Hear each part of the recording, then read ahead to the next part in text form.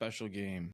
Like, if you could say, like, in the last, I don't know, go back to Shaq. Sure. How many games have we seen like that from a rookie? Like what Chet did out there. You're referring to Chet. Yeah, Yeah, Chet. dude. 35 points, here's the 14 thing. rebounds, 3 block shots. Are we going to go with the narrative that everybody in the media seems to be going with right now, that has consensually given the rookie of the year already to Victor? Or are we going to actually look at what Chet's doing and be able to process it and understand that this is not a rookie, skill Right. player right now? And I understand people are like, well, he's not a rookie. Well, fuck off, first of all. He is a rookie, and he's a special rookie. And anybody that says that, oh, he had minutes last year, he didn't play at all last year. So for me, I look at it like this, is that when push comes to shove, if you're comparing Chet versus Victor at this point, which is super hard not to, because they're both in the West and they're both on polar opposite sides of the spectrum as far as, one's winning, one's not. I look at it like this, is that I've always been about, if you're one of the best players on a championship caliber team, right? And you're one of the best players in the league at your position, then I feel like you automatically get a nod because your team is so much better than everybody else. And you look at a team like the San Antonio Spurs, who, they're inevitably playing completely shitty right now because they should be. And then people are saying, look at Victor. He's so much better than Chet because all these stats. But people aren't stopping and asking, if Victor played for the Thunder and Chet played for San Antonio, what would Chet's stats be like? And I got to say this, is Chet's stats would be better than Victor. And the reason they would be better than Victor is because San Antonio Spurs would be playing Chet a lot like they would be playing Victor. Not letting him go as much down in the post, trying to make it so that he's not going to get injured, doing all these other little things to protect him. So for me, I look at it like, I think that Chet is a much better player when a push comes to shove because of his efficiency. And what he is doing in the league right now as far as being efficient, I mean, just look at it, guys. 35 points last night. I mean, dude is just dominating on every single level. And yes, Utah didn't have a big man out there, but they had Walker Kessler. I don't really care. Walker Kessler's I don't really care what pretty fucking good, dude. Yeah, I mean, honestly, he proved himself last You're year. right. He wasn't a chump. You're right. But Chet looks so much better than him. That's what the level that they're at. And I think we're looking at this and we're just seeing, like, personally, like, how much OKC is improving as the season's going on. Like, we sat last episode and we spent a lot of time talking about the duo of Shea and J-Dub. But it's like we got done talking about that and Chet's like, fuckers, what about me? I deserve to be a part of this duo. Well, it's special to watch it happen from two guard perspective, and when two guards put up 30. But it's also special to watch it when two, like a guard and a center or a forward, when they do it in tandem too. And we get to see that happen, a little bit of this guy, a little bit of that guy, each time you see Shea. But it's not hard to imagine a world in which Shea scores 20, because he does do that sometimes, and both Chet and J-Dub scored 30. Yep. And that kind of like shifting of ability to dominate is a really special thing. But I mean, look, it's hard not to take a look at everything that Chet does in perspective of like what Victor's doing. But if you were to kind of look at it like that, like if Victor, like look at everything previous to this year and not really Victor, because Victor's great and Victor's going to go on to do great things, and this is the beginning. But if you look at everything we've seen from all the way back to Shaq, like have we seen a rookie put up like as dominant of a performance as what like Chet just did, like the 35, 13, 3 blocks, just like absolute dunking on people, like embarrassing people, taking flagrant fouls, and just like it was pretty impressive how he would play end to end. And I can't really think of anybody to compare it to. It reminds me of young Akeem Olajuwon. Like it reminds me of David Robinson as a rookie. It reminds me of, like I said, Shaq a few times, but like I just like I can't think of other players that really you would put this into this category of. And I get like all this It's like he's a rookie with another rookie that's great, but sometimes that can be kind of deceiving because, like, if you kind of take it out of that context and you start saying, like, is there anything else to compare this to? I'm like, I can't think of anybody else other than people that became, after just a couple years in the league, some of the greatest players ever play. You know what I mean? Yeah. My favorite quote from Larry Bird was his rookie year or his sophomore year or whatever it was. I don't remember when it was, but he came out and he basically said that somebody asked him how he's going to handle the league and the physicality and all that stuff. He said he was scared for the first three games, but then he realized he's going to be all right because he's way better than everybody else. And to me, like, there's been very few times in the league's history where a player as a rookie can say that. And I look at Chet, and because if you want to really compare exactly Larry Bird and Chet, we can, because Larry Bird and Chet is unique because they both became part of a program that was going to begin contending immediately. Yeah. And that's what Chet is, man. Larry Bird came into the position of the moment he stepped on there, they're going to compete for a championship. The Chet comes in here, the moment he steps on the floor, we're ready to compete for a championship. They both have a unique way of going about them. They both have this, vanilla swagger. And I go back to this idea of what the basketball league is doing right now and the NBA is doing. And as much as I want to say that, we're an old school, pack it in the post, we're not. This is a different game. And even Mark and I study the game as much as we do. We can't tell you what the game is going to look like and what it's going to morph into in the next 3 years. We just don't. We don't know how much more valuable Chet's going to be in the next 3 years just because that's the way the league is morphing.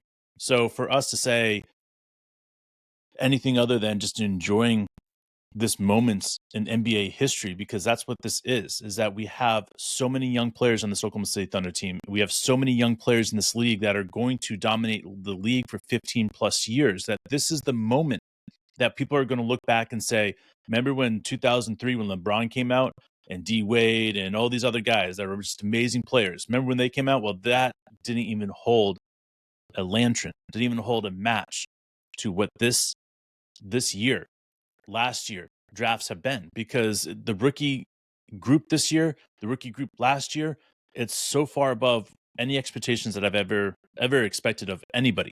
And it's just insane to me. Yeah, well, we've already seen from Chet, like, there are a lot of ways to look at as special. I mean, same with Shea. We could go J-Dub. Like, we could go around the horn with this one, but with what I want to say with Chet right now, it feels like he's actually, like, getting better, a lot better, as this is going on. Yeah. You would usually see people hitting Sure. rookie walls. We hear a lot about this. J-Dub, people talked about how he just burst through the rookie wall. A lot of our players actually accelerate, but seeing Chet put up what I would consider a career performance for 99% of the league, at this point where you should be seeing him not be his best. I'm wondering, like, if he can put moments like this up in the playoffs, like, obviously that helps our chances to win quite a bit. But, like, will people start to understand how special he really is on his own merit instead of trying to put him in context of, like, somebody else who's on the worst team in the West? Well, the problem is with the league, bro. I mean, Shaq and Chuck have done a disloyalty to the league on every level. It's because everything is a comparison to those guys. Yeah. They compare this player to that player, to this player, to this player, to this player, to the greatest player, this player to that player. They do it. So everybody does it now. And that's the problem, is that I wish Chet could just be left alone. Yeah, People would be like, man, just look at how much this baller's playing. balling. But the problem is because the narrative on I can't turn on ESPN and watch 20 minutes without somebody being on there being like, Chet versus Victor, like, this is going to be like the best rookie thing of all time, but Victor is just running away with it. Like, and I get what they're saying, and I can respect what they're saying, but I don't get it. I don't get the narrative that the NBA is pushing out there right now, because that's exactly what this is. Because this is not, if you're sitting down with an expert, like a true expert of the game, Right. They're going to sit down and say, well, sure, Victor's having a great year, but Chet's having an incredible year where he is having to hunt out all of his shots. He's not given all these shots like Victor is. Like Victor's given the ball every single time down the court because their goal is to let him shoot. Their goal is to get him as many shots as possible. Chet has to search it. Chet has to work hard. Chet gets his ass handed to him and physicality shit going down there. Why? Because Chet is a dog. He's going to do what it takes to get in there. And as far as it all comes out, like anybody that's looking at and watching that's an expert is going to say the same thing. Now, the NBA is pushing this agenda of Victor being the MVP or the Rookie of the Year. And I'll be honest with you, I wouldn't be surprised if they end up putting him in all, first team, all defensive team. I wouldn't be surprised if they try to put him on like the third all NBA team. They're going to do whatever it takes to make Victor look amazing because it's the way that they're going to do it to help there actually be a future and a Oklahoma City versus the San Antonio Spurs rivalry will be insane for the next 10 years. And they know it. That's why the first time we played San Antonio, Mark and I talked mad shit on San Antonio, and San Antonio came out throwing punches out there. They hear it. They hear it. They know it. They can feel it, and it's coming. If you're San Antonio, who do you want to draft in this upcoming draft?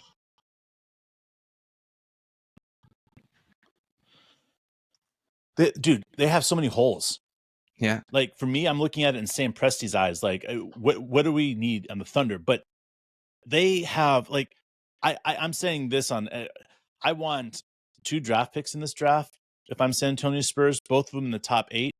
I'm doing what it takes to because I would like to get another big body. I would like to get a point guard. I would like to get a small forward. I would like to get another guard. I mean, like it's really, they have so many holes. Yeah, they're the worst. If you look at it, like with how good they 4 drafts away, bro, from being complete. Yeah, how good Victor is and how bad the rest of the team is. Like these are some gaping holes, like Pornhub gaping holes, bro. These are Luka holes, bro. You know what I'm saying? Like Luka can never get off the ground because he brought the Mavs too good, too quick. They touched the sun, bro.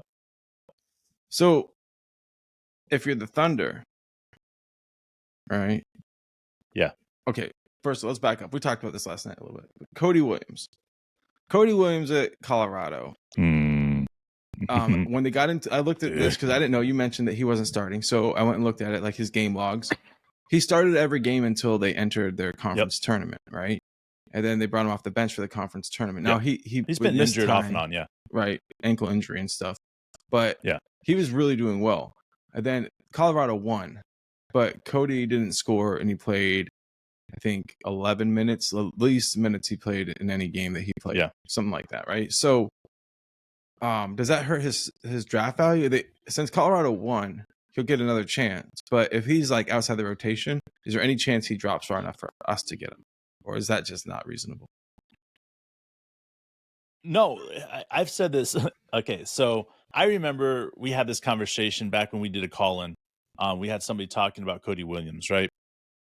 And I said that if we had the 12th pick, right, and Cody Williams is there, we would pick him up. But the thing is that I didn't think he was going to be there unless something happened with an injury or he lost his starting position, which I didn't think was going to happen.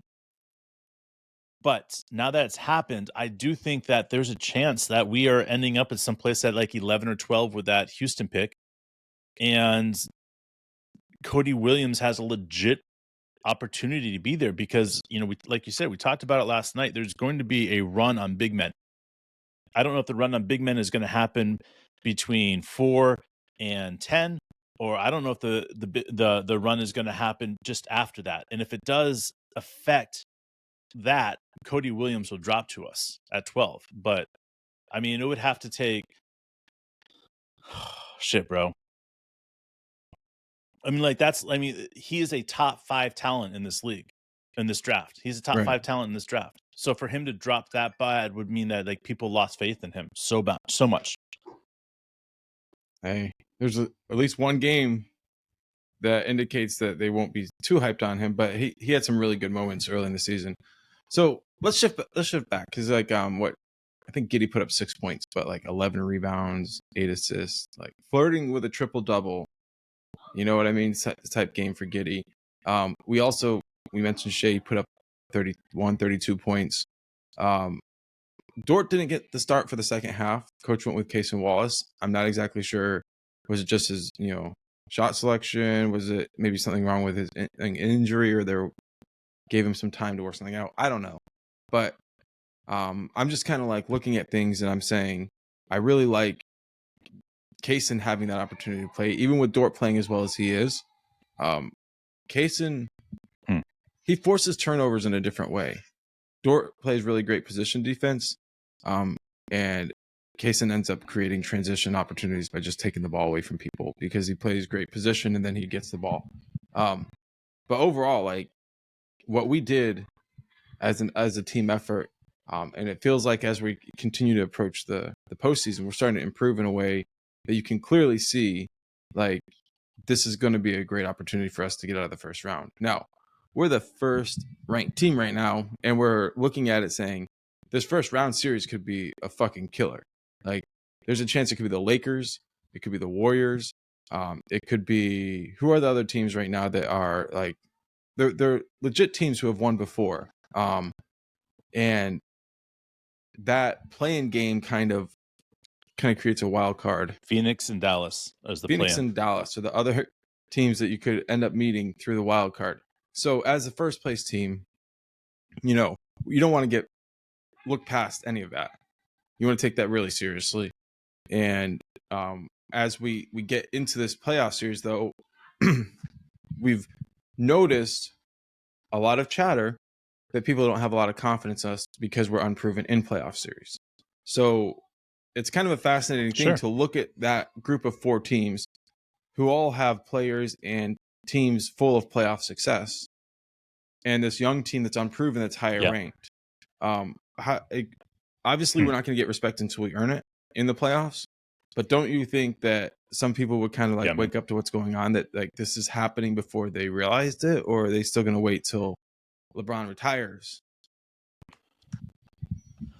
Well, I think they're going to say until Oklahoma City actually beats somebody in the playoffs, it won't matter. And then Oklahoma City will end up playing like a team like Golden State or Los Angeles Lakers and beat them in 4 games.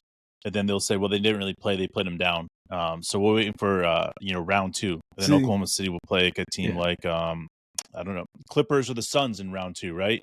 And beat them in 6 games. And everybody's like, well, the Suns and Clippers weren't clicking this year, so we'll see what happens in the Western Conference Finals, where we play a team like Denver or Minnesota, or a team like Clippers that sneak in there, and then everybody will say, we'll see how we do. And so then we win in 7 games, right? And then everybody's like, well, the Celtics, though, man, the Celtics is the real team in the league. They've won 60 games.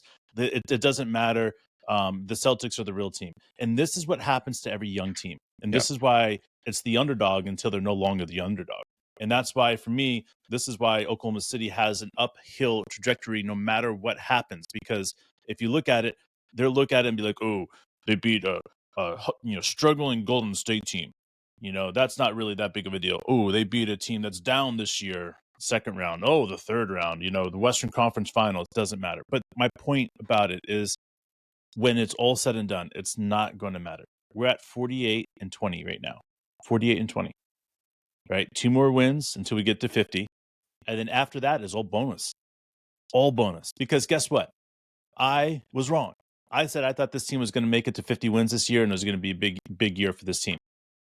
Right? Well, we're going to get to 50 wins, and we're still going to have 10-plus games left in the season.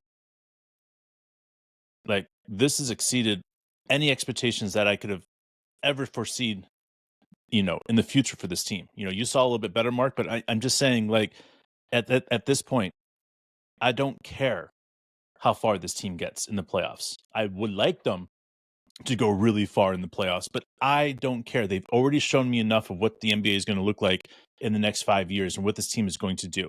So if LeBron goes out there and we play against them in the first round, and LeBron goes out there and averages 60 points a game and does some insane shit, and they beat us in 6 games, you know what? That sucks.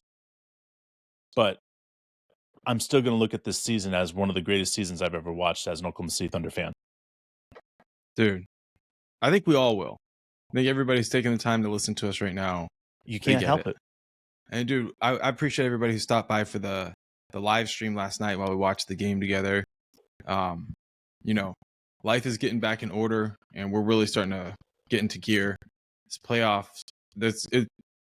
I appreciate what you just said, but I think we both expect it to last more than several weeks. And as this playoff goes for us, we're going to really see something special, because this is where people earn respect. Right now, what the guys are doing, it's all great. But until you do it, in May, in June, like, people just look at you like, just raw, empty numbers. Like, they'll always accuse you of putting up numbers that don't matter and wins that don't matter until you get that chip. So that's what we're focused on. I know that the team is focused on playing their best basketball when it matters, and you see that happening now, and you kind of like extrapolate and you wonder, is there a chance that the best is yet to come? And maybe we haven't peaked. And that's why I get really excited. And I think you're excited about that too. I know everybody else is excited, because this is fucking crazy, dude. I've never seen anything like it. It's that point. It's that point in every conversation, every great conversation of every great human being that's ever had, that's recognized that they're on the cusp of something great. Whether they run a gold mine or an opal mine, or they're a footy fan, or you're an NFL fan, or you're a basketball fan. Like, if you know the game you love and you watch it and study it, it's not a surprise when the team that you love starts doing really well, right? It's a surprise to everybody else. So for me, as there's still sayers and haters and nayers out there about the Oklahoma City Thunder, I take a step back, and for the first time since we started this podcast, I don't have to prove any of them wrong. Right. We don't have to prove any of them wrong, because Oklahoma City Thunder is that good. We get to revel in the fact we are going to be a championship caliber team. We are going to make it to the Western Conference Finals and further. Over the next 5 years, it's going to be the most exciting basketball Oklahoma City has ever seen. And to me, that's where the starting point is at. Bro, you're right, dude. And I don't like to bring things up and toot our own horn, so I shouldn't even do it. But I'll let you know, Dave. This podcast, after we release this one and it is out for a little bit, will put us over 100,000 downloads on our YouTube, on our podcast channel, which seems kind of unbelievable. Oh wow, that's insane, bro. Yeah. So wow. I think when you say we don't have to prove anything anymore, I think a lot of people have figured that out too, dude. But 100,000 downloads on the podcast. Dude, this is on 3 years, this bro. Is on our podcast, like Apple.